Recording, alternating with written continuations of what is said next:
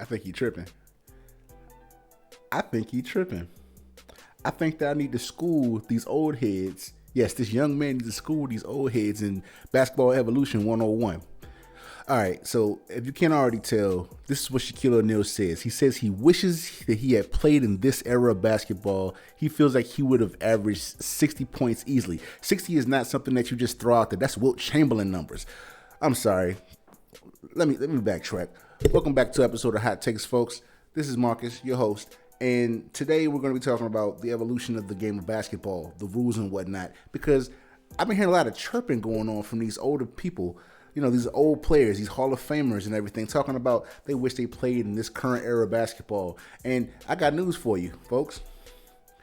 Truth is, they can't hang. They couldn't hang if they wanted to. Even in their prime, they couldn't play in this day and age because the period that they played in was a completely different era of basketball.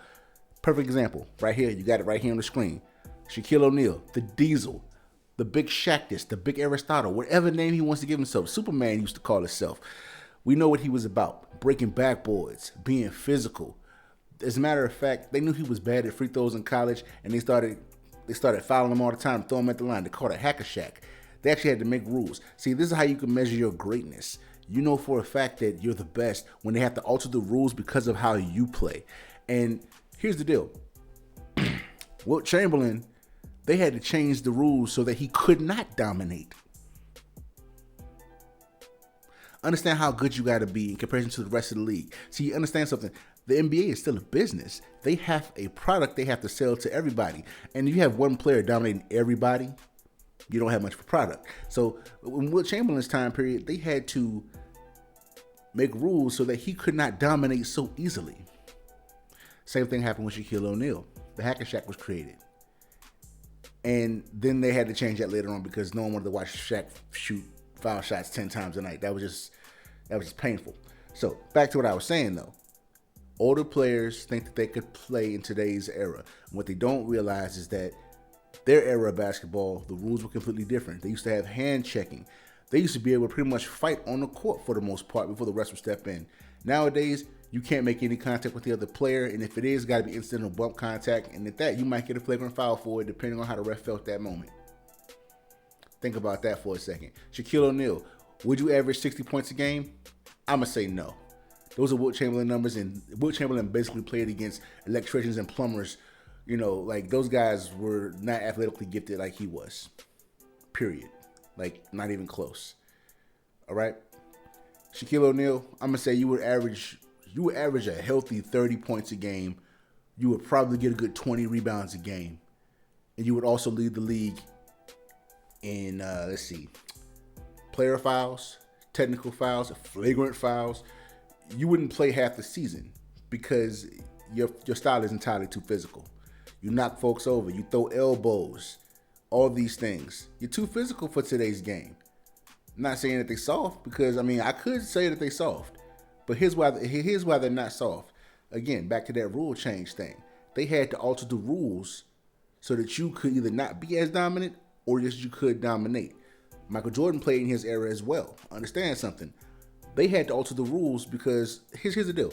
Michael Jordan was already great as it was, and I'm not even a Jordan fan, so I take no pride in saying that Michael Jordan was this, that, and the other. But they had to alter the rules so that he could dominate. You see what I'm saying? They waited until his career or his prime was nearly over when he stopped winning championships to take out the rule for hand checking. Because Michael Jordan had this thing where he would ride he would take his hand and he would ride your hip and then push you where he wanted you to go. So he's a defender, he gonna ride you wherever he wants you to go. He ain't gonna let you move nowhere. Now you can't put your hands on no more. Thanks a lot, Michael Jordan. You made this generation soft. And don't get me started on flopping. Shaq wouldn't be able to do anything because flopping is rampant nowadays. And they're not even good actors. But even with all the replays and all the technology we have, you can do nothing about it. So, I'm sorry that I had to fire that one off to get-go because that's been on my heart for I don't know how many days. So let's just keep it 100. Now there are certain players who could indeed probably hang with today's players and in today's league. The difference is those are usually guards and wings. You know, the people who don't have to be as physical. See, centers and power forwards back then were physical. I'd say the only power forward that could really hang with today's players is probably Chris Webber, but like older Chris Webber. Later in his career, Chris Webber. After he had that injury and he had to learn how to shoot and play. From 15 feet out. That Chris Webber could probably hang because he doesn't have to be as physical. He doesn't have to get in there. He can still get his rebounds, but he ain't got to touch nobody. He could probably hang with today's players, but I'd still say he wouldn't average more than 15 points a game because he can't shoot threes. Nowadays, it's everybody has to be a threat on the court. And if you can't shoot, you better be able to defend. And you better be elite level. Okay? You have centers who are shooting threes. Joel Embiid is the perfect example. Joel Embiid can handle the ball. Joel Embiid can shoot the ball from anywhere on the court. Joel Embiid can dominate in the paint. Same thing with Nikola Jokic in Denver. He can do it all. But by far my favorite player, right now, every year, there's a player that I look for in every draft. And I pick my favorite players based on their potential and what they could be. And right now, one of my favorite players in the league is son of Manute, Bol. Okay, he plays in Denver. He's barely even a six man. He's barely comes off the bench. But let me tell you something. At 7'2", this kid can do everything. He handles the ball like he's a 1. He shoots like he's a 2. He handles like he's a 3. I mean, he can play any position on the court. You can't shoot over him because he has an 8-foot wingspan. You can't shoot over him. You can't get too close to the rim because he'll just throw your shot back unless you're going to overpower him. That's the only thing that goes wrong with him. His frame is slight. He's like 7'2", 210 pounds when he came into the league. He might be 225 now. Maybe. I'm not even 100% sure on that. So, could Shaq hang in this league? No. Shaq could not hang in this league. Dwight Howard could barely hang in this league. And Dwight Howard was the heir apparent to Shaquille O'Neal. To be quite honest with you, he was at that time he was. I think the closest thing we have to Shaq right now is Andre Drummond. And his career is kind of in the air right now because not talking about his contract, just the game is being taken away from him. There's always going to be room for a big man in this game, but that style of play is being tossed out the window fast. It's just a thing that we're going through right now. So everybody can shoot, everybody can handle, everybody can defend at every single position. Shaq is one-dimensional in today's league. That's just it. One-dimensional. It ain't going to cut it. All right. So, moving on. As it stands right now, since we're talking basketball, in the East, my Miami Heat have moved from the cellar basement, from the basement of the East. We are now in 7th place. Okay, so understand there's gonna be a play-in tournament this year on both sides. So if you can sit somewhere between 12th and 8th, you have a chance to fight for that 8th seed. And right now they're saying the top 10 teams. My team falls like on number 7. Surprisingly enough, get this, they may have broken even right now, but the playoffs started right now. The surprise team in the East is the New York Knicks. New York Knickerbocker basketball is back, and I have no idea how this happened. They don't have a marquee superstar. Their best player is Julius Randle, which I've always liked Julius Randle. I never saw this kind of performance coming out of him. I kind of thought they would end up trading him and to make room for Obi Toppin, but regardless, big up to Julius Randle. He's really stepped his game up something big time. New York, you're on your way. Charlotte is holding on to the 8th spot right now, just barely. But I need my Miami Heat to make a move at the trade deadline.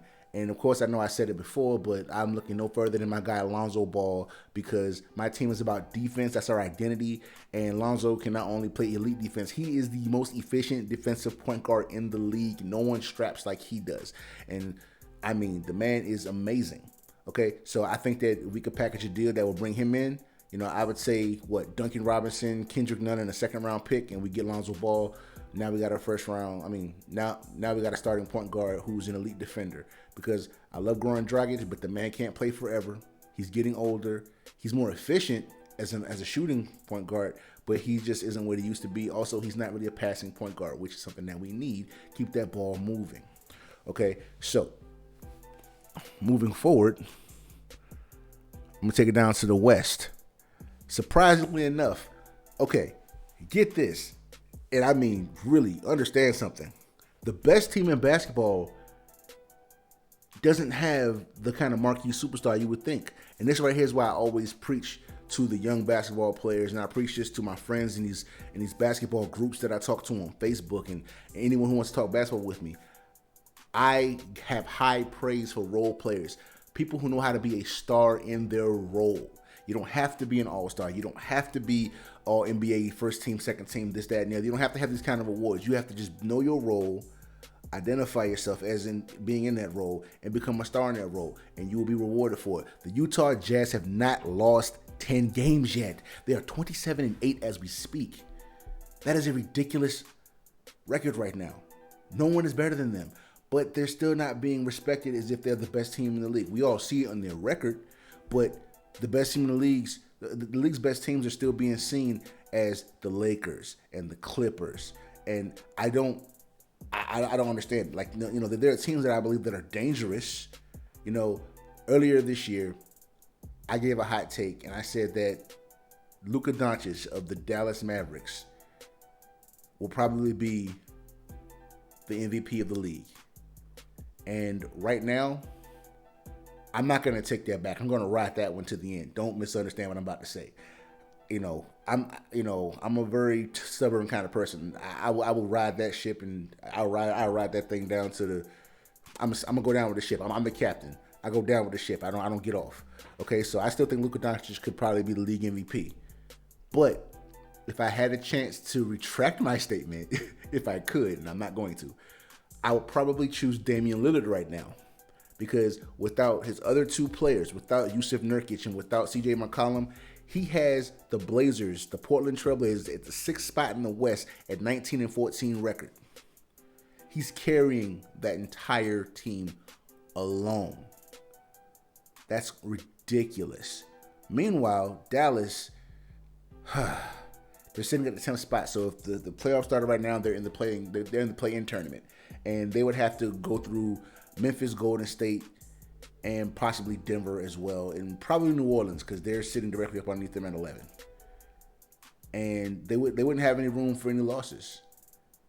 Now, the reason I would probably say that Lillard is the MVP of the league right now is because, like I just said, he's carrying everything. But here's the thing. Not only is he carrying that team and they're in the playoff race right now, they're actually winning. They're winning. Luka Doncic has been an absolute stud this year, as I expected him to put up these ridiculous numbers, and I saw it coming. The problem is the Dallas Mavericks are not winning. And you know how sports is, how sports are. It's a what have you done for me lately league. And when it comes down to it, you can't be the MVP if your team ain't even in the playoffs, man. If they can make the AFC and Luka Doncic is still putting up those great numbers, he will win the MVP. But if they don't make the playoffs, it's a done deal. He's out of the race, And speaking of which, I'm talking about the Western Conference. The second best team is the Phoenix Suns, to which I have to say this, and I have to apologize to him. Mr. Chris Paul, earlier this year, I said that you would not be that big of a difference to this type of team because this team needs much more than just a veteran point guard. Well, I stand corrected, sir. You are exactly what the Phoenix Suns needed. Stability, defense, veteran leadership. My apologies to you, sir. I thought that maybe you lost too many steps somewhere out there in Houston. But between Houston and LA, I thought you lost everything, man. I thought that you were pretty much it. And as I'm sitting here saying these things, I realize how old these guys are. All of these players, like, we're in a golden era of basketball right now, the same way we were in the 90s. But right now, we're getting ready to watch the end of an era. The 2003 draft had LeBron James, Chris Bosh, Carmelo Anthony, Dwayne Wade. Do you realize that most of these guys are retiring or have retired already? LeBron is 36 years old. He ain't going to play too much longer. Chris Paul about 35. Carmelo about 34, 35. Dwayne Wade already retired. So did Chris Bosh, even though it was kind of forced on him. This era of basketball is coming to a close, and To all those who, and I mean this from the bottom of my heart, to all those who would be, complaining about, LeBron James and whether he's the GOAT or not, I'm not here for that conversation because I truly believe, and I said this in the last episode, and I'll have this episode one day as well. I would dedicate one full episode to this topic about the GOAT. There's no such thing, in my opinion, as the GOAT of a sport until that sport is no longer played and recorded for history's sake. So long as the game is still being played, we've got to see the greatest. All right?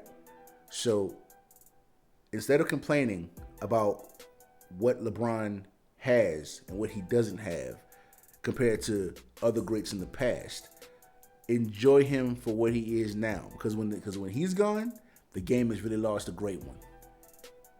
Like, it's going to be rough to, we've been watching LeBron since 2003 in the NBA. It is now 2021. I figure he'll probably stick around to 2025, maybe long enough to see his son get drafted, and then he'll leave. I mean, even if LeBron James Jr. isn't going to be as good, which I don't expect him to be, but still, he'll probably stick around to see his son enter the league, and then that's the end of it. I mean, he'll be a legacy player. That's great, but nothing more. We're watching the end of an era. So, as young folks say, give these men their flowers because they're getting ready to exit the league and the sport. But here's the good news. We have a lot of young players, and this is what I love about basketball and the evolution of the sport. As one era is ending, a new one has begun. And there's a whole lot of young players out there that I got my eye on, and they're going to be great. Colin Sexton in Cleveland is one of them. He's really showing off this year. De'Aaron Fox in Sacramento, he really took off this year. He's been getting better every year, but he's really starting to flourish. I mean, for goodness sakes, the New York Knicks are back. I mean, I know I said that a moment ago, but a new era is upon us. The Knicks have not been around since the early 90s, and maybe a little bit of the mid, since the John Starks days. Like since Larry Johnson was on the team and Patrick Ewing hadn't retired yet. That's the last time the Knicks were actually relevant. Can you believe that? But not only are they coming back, so are the Charlotte Hornets. The last time the Charlotte Hornets were relevant was right before they got sold to New Orleans. And that year, I believe, Baron Davis did everything he could to lead that team to the playoffs to give them a proper send-off. And I don't think if I remember correctly, he kind of came up short. Man, it's a wild ride for some of these teams. As a matter of fact, and again, I'll say it, the Utah Jazz. This is how you know a golden era a new golden era is among us. The Utah Jazz are the best team in basketball right now. Donovan Mitchell, Rudy Gay, Joe Ingles. I cannot say enough about Joe Ingles. No one speaks about Joe Ingles. I love Joe Ingles. Is he athletic? Not particularly. But he can run up and down the floor. He can stay with the best of them. Can he defend all that great? Yeah, he's average. Can he shoot? He can shoot with the best of them. Okay, the man is a star in his role. Players like Draymond Green, a star in his role. The Nets, Joe Harris, a star in his role. And when he comes back for the Nets, Spencer Dinwiddie, a star in his role. These are the players that you want to surround your best players with. I don't care what anyone tells you. Even the great Allen Iverson and Coach Larry Brown with that Philadelphia team, both of them will tell you right now. If you had a chance to talk to them, both of them will tell you right now. That team was based around Iverson. We knew what he could do and we knew what he couldn't do. They made the team around him so they compensated for everything that he could not do. Could he score? Absolutely. Was he a volume shooter? Yes. Did he have hot nights? Yes. Did he have cold nights? Absolutely, he had cold nights. So when he had those cold nights, they had one player come off the bench, take over offense for him for a few minutes while he found his rhythm. That man's name was Raja Bell. And man, Raja had probably one of the craziest stat lines of all time. I believe he's the only player to ever have a perfect shooting night in the NBA Finals. I mean, he only had 5 shots, but he hit all 5 of them. No one else has ever done that before. Not off the bench, at least. The man had a perfect game. Now, speaking of defense, I'm a stickler for defense. And I hate seeing terrible defensive performances. let's go back up to the East. You'll notice that even though they're still among the top 5, they are slowly declining. And I mean, because right now they could easily be in that, as a matter of fact, they're literally one game away from being tied for 6th place, which will bump Toronto to the 4th place. They're 18 and 17. Okay? It's been pretty ugly. In their last 10 games, they're 5 and 5. That's even. They're supposed to be among the best teams in basketball this year. They're built like it. And personally, I don't understand how their coach is not on the hot seat. I don't get it. Speaking of which, coaches being on the hot seat, Atlanta's coach just got fired. Right after Minnesota's coach got fired. I don't understand how these great teams are just underperforming right now. And I'm not blaming it on COVID because that hasn't really been a huge issue for the teams that I'm speaking about. Boston hasn't really had that real issue this year. At home, they're 11 and 5. On the road, they're 7 and 12. They can't win if they're not at home. Meanwhile, you got teams like my Miami Heat sitting at number 7. We're 17 and 18. We're not 800, but I mean, we're not 500 team right now. But I mean, we're at least doing work. You know what I'm saying? 10 and 8 at home. We could do better at defending our home court. But we're 7 and 10 on the road, which means that we win most of our games. In the last 10 games, we're 6 and 4. Okay? But right now, I would say, another team that has recently caught fire, and surprisingly so, even though they did just lose their last 2 games. It's the Washington Wizards. They're picking up their play. They were the worst team in the East like a week ago. Now they're sitting at 13 and 20. And honestly, if they were to win their next 5 games straight, they would probably be somewhere between the 11th and 9th place in the East. So people think that just because a team is down bad right now, unless you're the Detroit Pistons, who are clearly just not going anywhere. They're 9 and 25 right now. They're out of it. It's over for them. But there's still a lot of season left to play. Speaking of which, we are still approaching the All-Star game, and we have word Zion Williamson will not be in the dunk contest. Now, personally, I do believe that this is because of 2 things. He is putting a LeBron James on us. LeBron James is one of those players who we always wanted to see in the dunk contest, and he just never performed. He never stepped out there. And everyone was like, well, maybe this and maybe that. What it came down to was, it's a smart move because he doesn't want to risk getting injured because he's still got a lot of basketball left to play that season. That's the smart part about it. The kind of the cop-out here is something that they will not sit there and say is it's a lack of creativity. And I understand it gets harder and harder every year because you have these great performers, these great dunkers who find a way to, wow the crowd. Well, this year there's not going to be a crowd for real. I mean, there might be a small crowd because they're having it here in Atlanta, which all the players are detesting. But still, lack of creativity. I mean, I get it. It's really hard to come up with something that no one's ever seen before. But, hey, somehow every year we see something brand new, at least one dunk every year. And so Zion Williamson will not be in it. But for him, as far as the injury thing, for the sake of the Pelicans franchise, that is a legitimate thing because he missed the majority of his rookie season with injury. And he's missed a few games this year with injury, but he's been pretty consistent, pretty solid. So I don't think they want to risk him getting hurt over a dunk contest. We all know Zion Williamson can dunk. We know Zion can do that. We know what he can do athletically. We know how gifted that man is. But here's the deal. And this is a really big thing. There's a selling point here.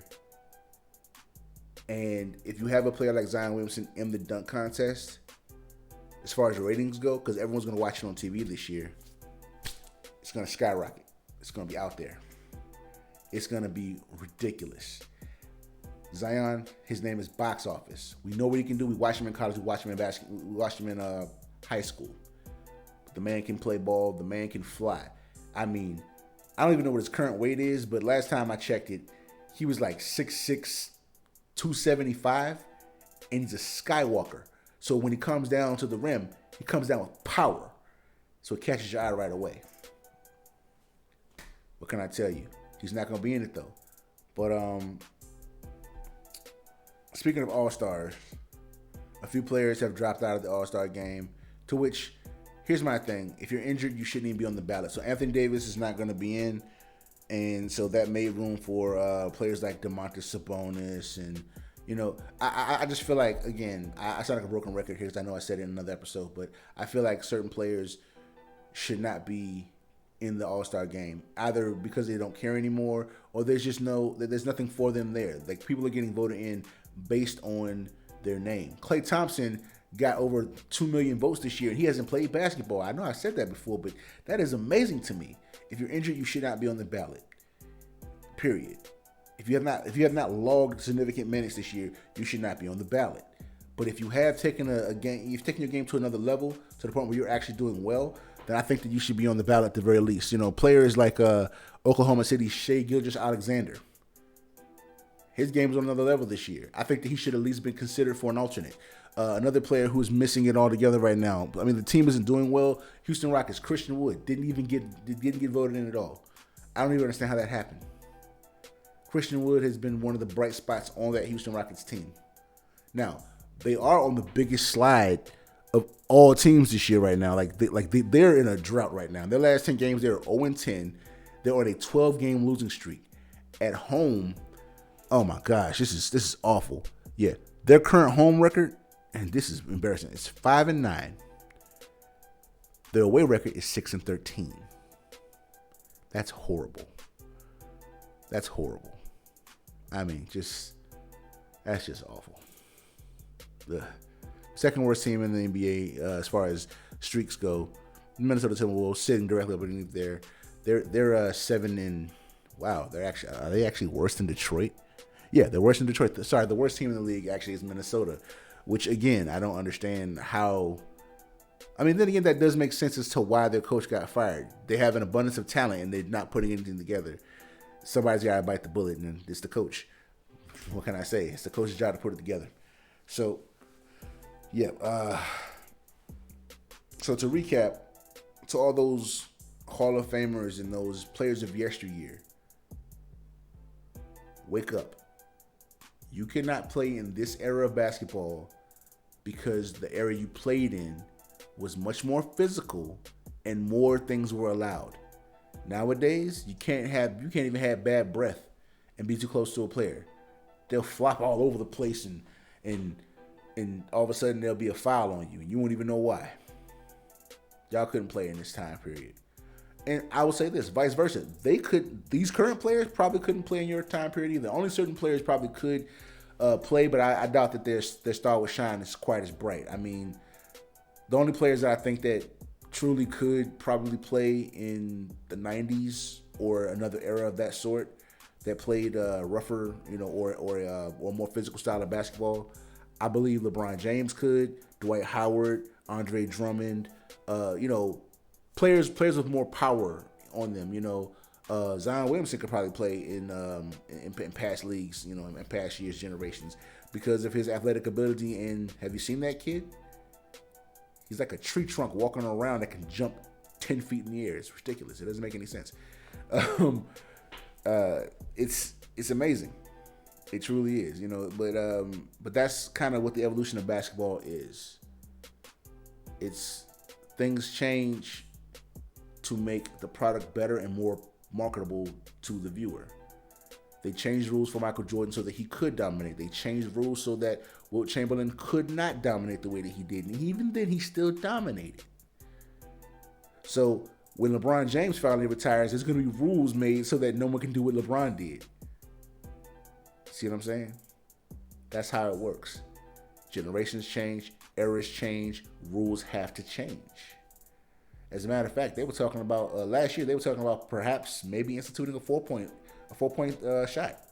I don't think they're ever going to do it, but I mean, now we have this thing where you can actually a coach, and they don't exercise it very much. But there's a rule now that if a call is made on the floor by the refs that a team thinks is incorrect, they can actually throw a challenge flag. There actually is in the NBA, a challenge flag that can be thrown. They toyed with it the G League last year, and they actually made it into this year. Now, no one really plays with this too much because, I mean, it does muck the game up a little bit, but it is very possible.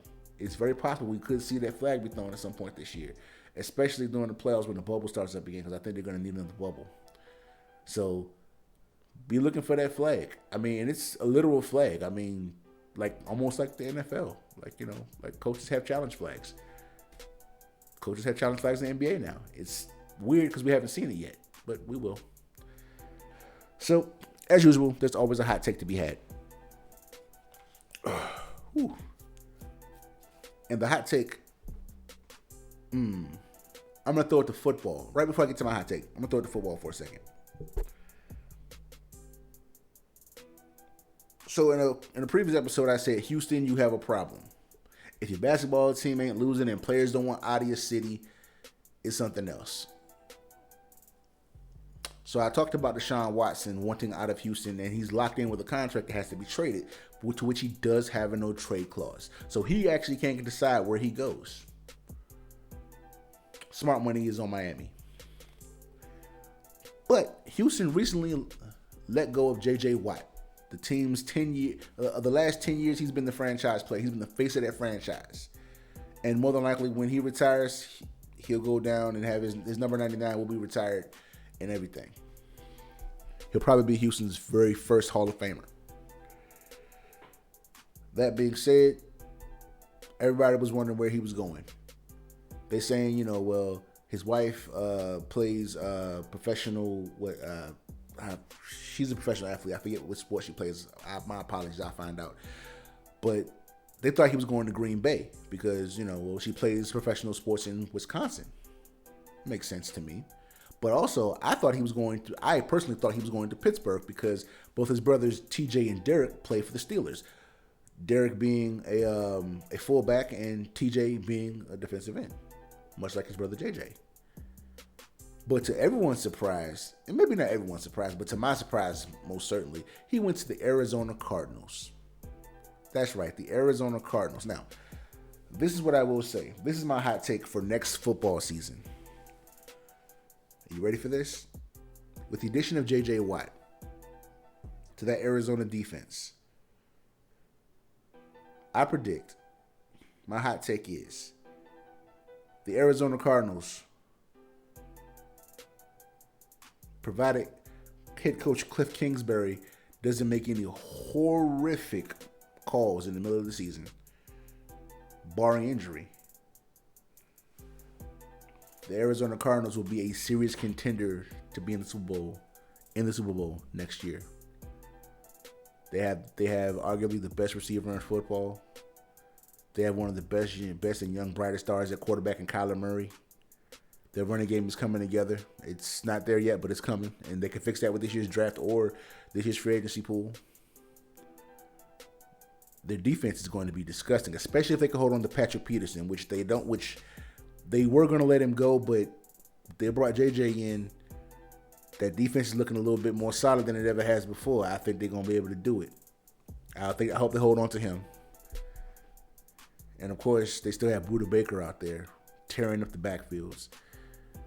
Oh man, that secondary is going to be nice. Woo, especially if they hold on to Patrick Peterson. So yes, the hot take is the Arizona Cardinals will indeed be in play for the Super Bowl. Again, the caveat is Cliff Kingsbury, the head coach, cannot make any head-scratching plays or play calls. And, of course, injuries are part of the game, but barring any catastrophic injuries, they will be in the running for the Super Bowl. As a matter of fact, I pretty much have them going toe-to-toe with Tampa Bay in the NFC Championship. It'll be Arizona and Tampa Bay. Wow, did I just say that? I did. Well, that's been another episode of Hot Takes, folks. I've been your host, Marcus, and I will see you guys next week.